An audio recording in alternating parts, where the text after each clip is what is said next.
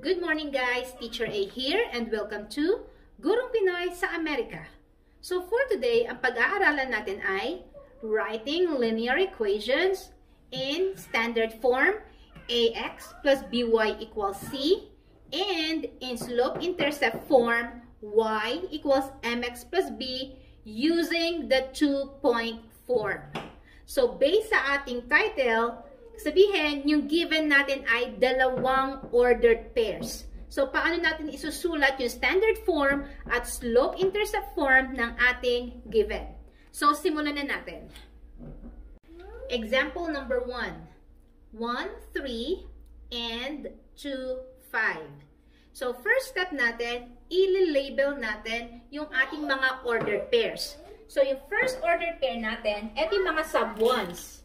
So, eto ang ating x sub 1, y sub 1.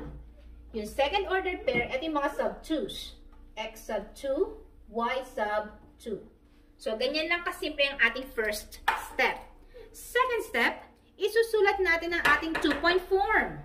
So, ang two-point form natin ay y minus y sub 1 over x minus x sub 1 equals y sub 2 minus y sub 1 over x sub 2 minus x sub 1. So, yan ang ating second step.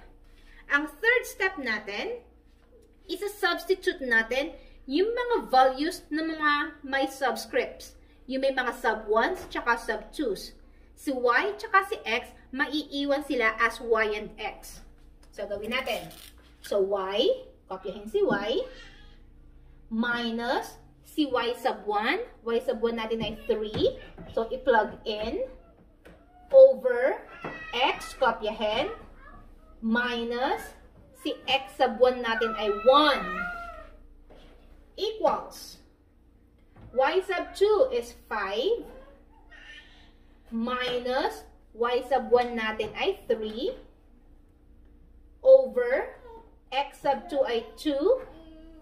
Minus x sub 1 ay 1. So, yun. Ganun lang. Ilalagay natin lahat ng values ni x sub 1, ni y sub 1, ni x sub 2, tsaka ni y sub 2. Next step. Iso-solve na natin to. Yung right side ng ating equation. So, copyhin natin yung nasa left side na y minus 3 over x minus 1 equals. I-solve natin yung nasa right side. 5 minus 3 ay 2 over 2 minus 1 ay 1. So, after nating i-solve yung right side, next step, cross-multiply. Which means, i-distribute natin yung nasa right side sa bawat term na nasa loob. So, paano yun? So, we have here 1. So, kopyahin natin si 1 times y minus 3 equals. So, 1, katapat niya si y minus 3, yun ang minultiply. Equals, si 2, i-multiply kay x minus 1. Yan. Okay? So, wala na tayo ngayong denominators. So, 1 times y ay still y. Then, 1 times negative 3 ay negative 3. So, din-distribute lang natin siya. Then, equals. Sa kabila naman, 2 times x ay 2x. And then, 2 times negative 1 ay negative 2. There. Now, sa given natin, pwede na natin siyang i-rewrite. I guess, mas madali sa slope-intercept form. Yung y equals mx plus b. So, ibig sabihin, si y lang daw ang maiiwan sa left side. So, gawa tayo ng line. So, si y ang maiiwan. So, y. Then, equals. Based sa ating format, yung may x. Yung may x ay 2x. Nasa right side na siya. So, kokopyahin lang. And then, plus b. So, we have minus 2. And then, si minus 3, ililipat natin sa kabila. I-combine natin siya sa isa pang constant. So, we have here plus 3. Ito na bang final answer? Not yet. Kasi pwedeng i-combine itong dalawang numbers. So, kopyahin si y equals 2x and then negative 2 plus 3, magkaiba ng sign, so ima-minus 3 minus 2 ay 1. There. So, therefore, ito ang ating slope-intercept form. Okay? So, this time, since may SIF na tayo, kunin natin ang ating standard form. So, ang ating standard form ay AX plus BY equals C. So, si X muna, followed by yung may Y, equals yung constant. So, therefore, mula sa ating sa slope-intercept form, si 2X, ililipat natin sa kabila. Pero, kopyahin ko muna siya. So, Y equals 2X plus 1. So, sabi dito, mauuna si X. So, itong may 2X na to, ilalagay natin sa unahan. So, positive 2X, nilipat sa kabilang side ng equal sign, magiging negative 2X. And then, plus yung may Y. So, plus si Y natin. Since hindi siya nag-move, nasa left side pa rin siya, magiging positive pa din siya. So, equals C. Yung number, yung constant, positive 1. Again, hindi natin nilipat si 1, so positive pa rin siya. Ito na ba ang sagot? Not yet. Kasi yung first term natin, yung may x negative, dapat positive siya. So, para maging positive, it's either i-multiply or i-divide natin siya by negative 1 or by simply negative lang. So, multiply natin by negative sign or negative 1. So, negative times negative ay positive 2x. Positive times negative ay negative y equals positive 1 times negative ay negative 1.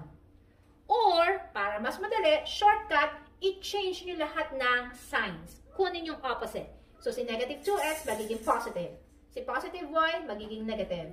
Si positive 1 magiging negative 1. So, therefore, ang sagot natin, ang standard form ng ating given ay 2x minus y equals negative 1. So, yun. Ganun lang kasimple ang ating example number 1. Okay, example number 2. Negative 3, negative 2, and 4, negative 6. Again, ang first step natin, i-label natin yung given. So, yung mga numbers sa ating first order pair, sila yung mga sub 1s. So, x sub 1, y sub 1. Second ordered pair, mga sub 2s. X sub 2, y sub 2. Yan. So, second, sulat natin ang ating 2-point form.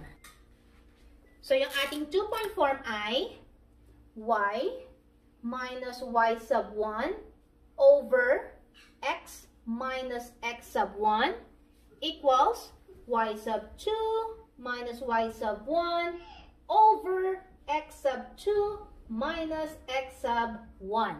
There. Next step, i-plug in natin or i-substitute natin yung may mga sub 1s and sub 2s. Again, si y tsaka si x, maiiwan sila as is. Y and x pa rin sila.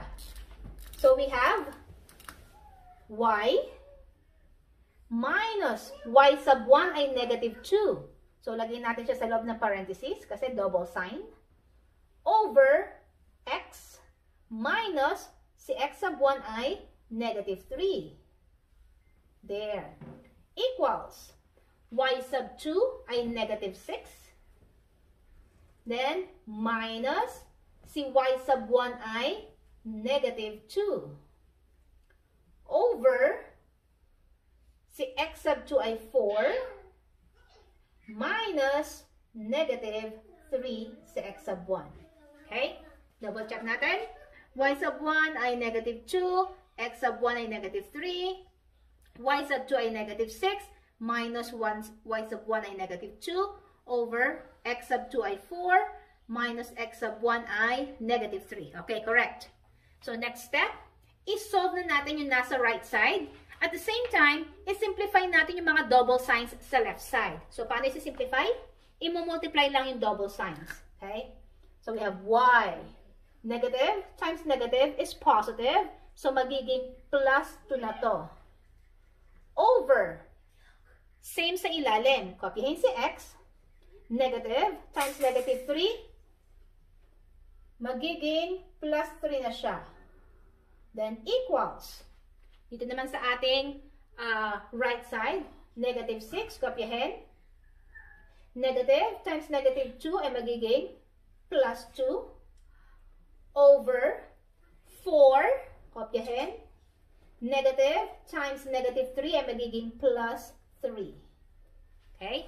So, sinimplify lang natin yung mga double signs. And then, isolve natin yung nasa right side. I-bring down lang natin yung nasa left side. Y plus 2 over x plus 3 equals. Solve natin. Negative 6 plus 2, magkaiba ng sign. So, isubtract. 6 minus 2 ay 4. Mas malaki ang absolute value ni 6. Negative siya. So, this should be negative 4. Over. 4 plus 3 ay 7. Yan. So, after nating isimplify, may tig-isang number na tayo sa right side. Next step ay cross multiply. There. So, since mauuna natin isolve si slope-intercept form, kunin muna natin yung y sa left side. So, 7, kopyahin, times yung nasa taas na y plus 2, then equals si negative 4, kopyahin, times, saan siya nakatapat? Kay x plus 3. Now, i-distribute natin by multiplying each term sa nasa loob doon sa nasa labas. Tuloy-tuloy ako. 7 times y ay 7y. Then, 7 times 2 ay positive 14. Then, equals. Negative 4 times x ay negative 4x. And then, negative 4 times 3 ay negative 12. Okay? So, since si slope-intercept form muna ang gagawin natin, ibig sabihin, si 14, ililipat natin sa kabila.